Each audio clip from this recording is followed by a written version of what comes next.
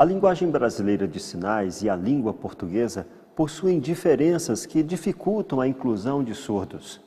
Confira a luta no processo de inclusão dos portadores de deficiência auditiva.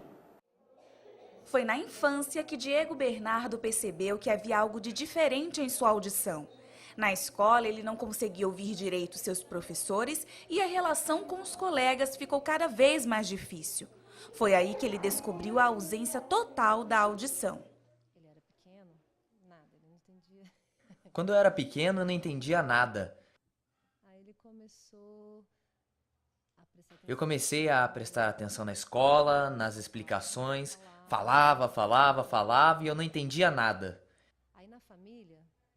Em casa, minha mãe me ensinou Libras, começou a fazer sinais e a perceber que eu não ouvia.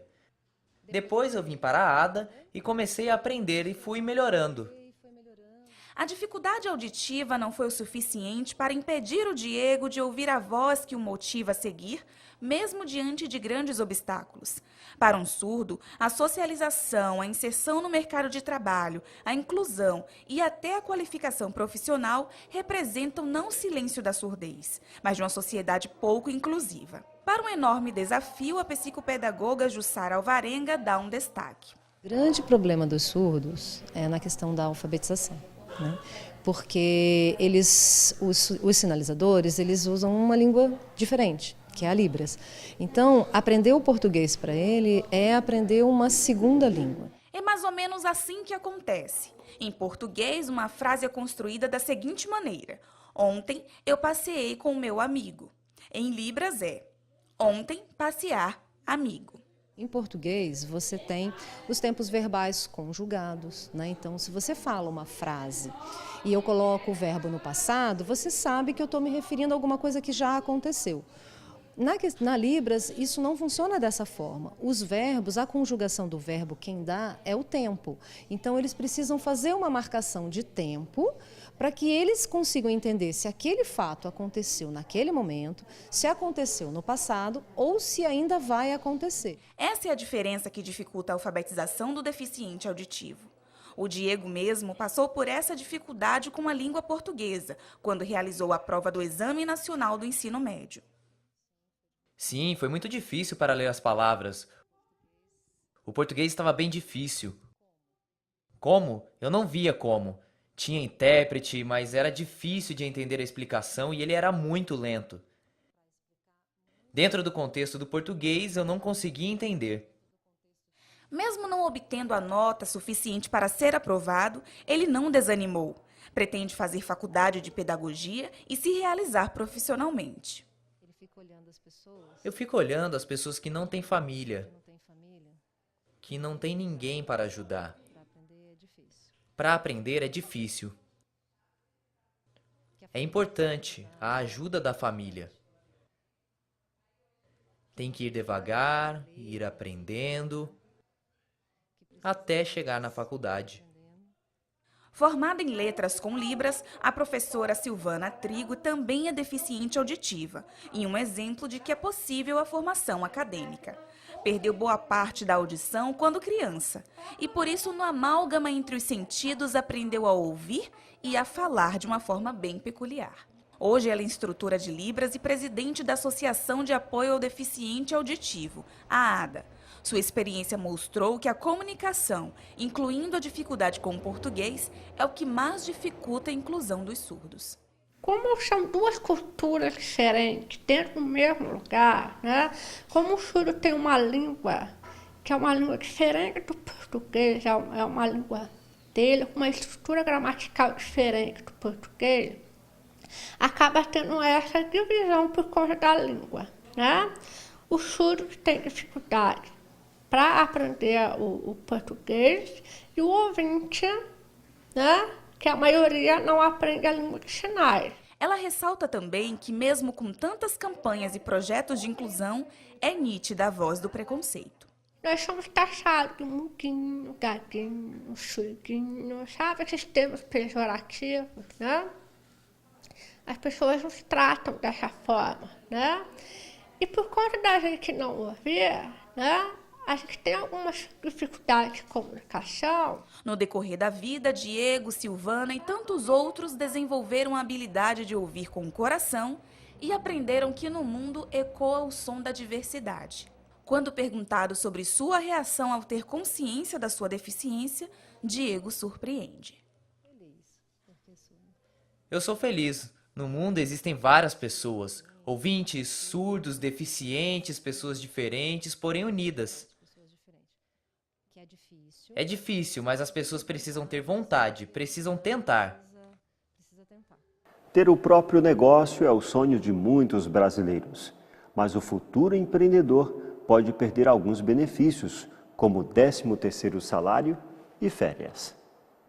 Todos nessa sala já são empreendedores ou pretendem ser. A maioria está a caminho de montar o próprio negócio. Neste seminário promovido pelo Sebrae, eles têm a oportunidade de conhecer novas estratégias de sucesso através da Trilha do Empreendedor. A Trilha do Empreendedor é um projeto que o Sebrae de São José dos Campos está trazendo para aquelas pessoas que estão sonhando em abrir um negócio, em transformar esse sonho em realidade. Ao final dessa trilha, ele vai ter condição de montar um plano de negócios. Alguns destes participantes já deixaram de ser empregados para trilhar o caminho empresarial e se tornarem o próprio patrão. É o caso de Valéria, que se especializou em mídia digital e há cerca de um ano é dona de uma empresa do mesmo segmento. A minha atuação é somente online por enquanto, mas a intenção é expandir, fazer ela crescer ainda mais nesse momento que as pessoas estão buscando essas soluções digitais. Mas para quem pretende deixar o emprego e abrir o próprio negócio,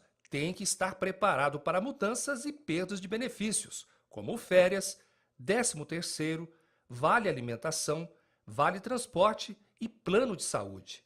E não é só isso. De acordo com o gerente do Sebrae, é importante também que o novo empreendedor aprenda a estudar o mercado que pretende atuar antes de iniciar qualquer empresa. Estudar sobre o que você quer montar, pesquisar os concorrentes, pesquisar o mercado, pesquisar os seus clientes. Isso que a gente chama de preparação. É isso que a gente vem falando. Tem que entrar preparado para que não aconteça uma mortalidade precoce do seu negócio. E foi exatamente isso que aconteceu com a empreendedora Mona Lisa, que montou uma loja de roupas e acessórios, mas por falta de planejamento, ficou difícil continuar com as portas abertas.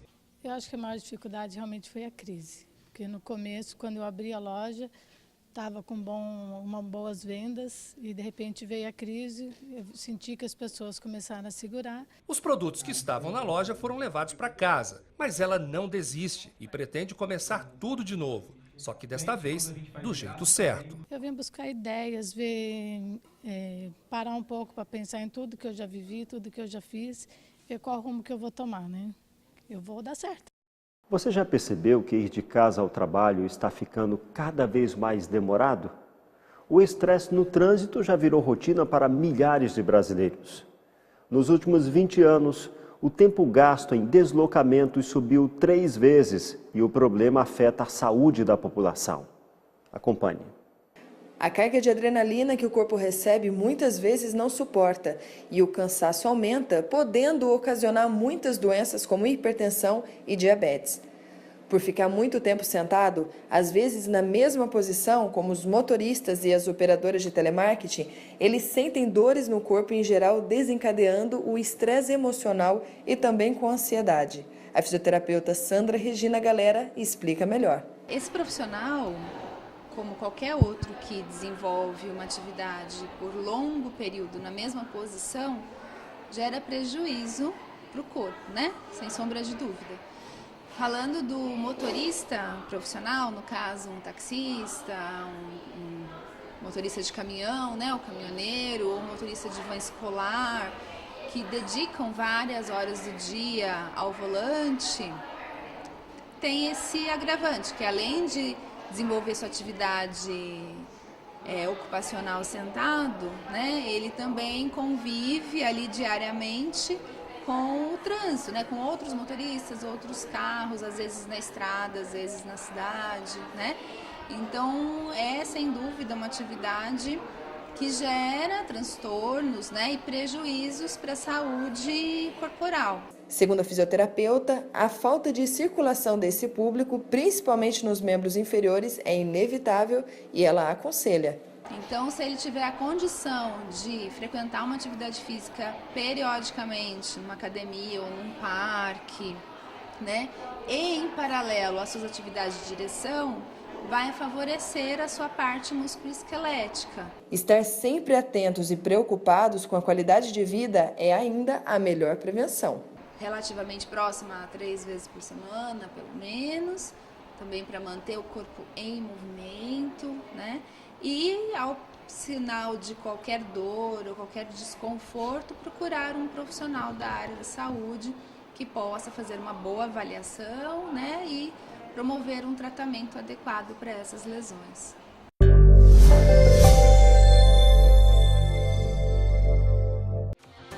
Pindamonhangaba está entre as melhores cidades do Brasil para se viver.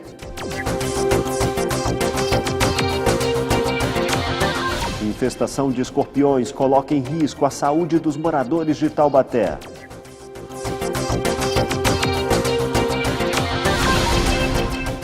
Teste Zika passa a ter cobertura obrigatória por planos de saúde.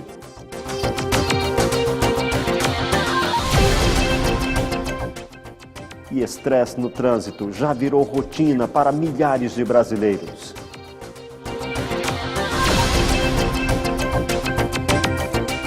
Estes são alguns dos destaques mais importantes desta edição. Você pode rever tudo em nosso portal, repórtersetorial.com. Acesse, compartilhe. Visite também nossa página no Facebook, Instagram e nosso canal no YouTube. Temos um encontro marcado de segunda a sexta ao meio-dia e aos sábados e domingos às 11 da noite. E lembre-se, a boa notícia é, quando Jesus voltar, todo olho verá.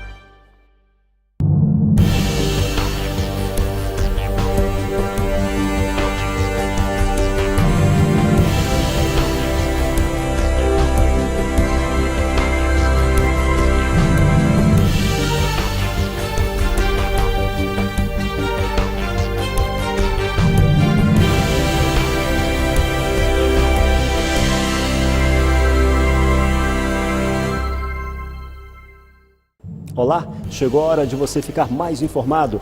Pontualidade e mais informação. Credibilidade e mais cobertura. Precisão e mais inclusão social. Imparcial e mais dinâmico.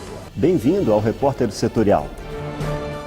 O repórtersetorial.com é o seu novo acesso. É nossa terra no ar.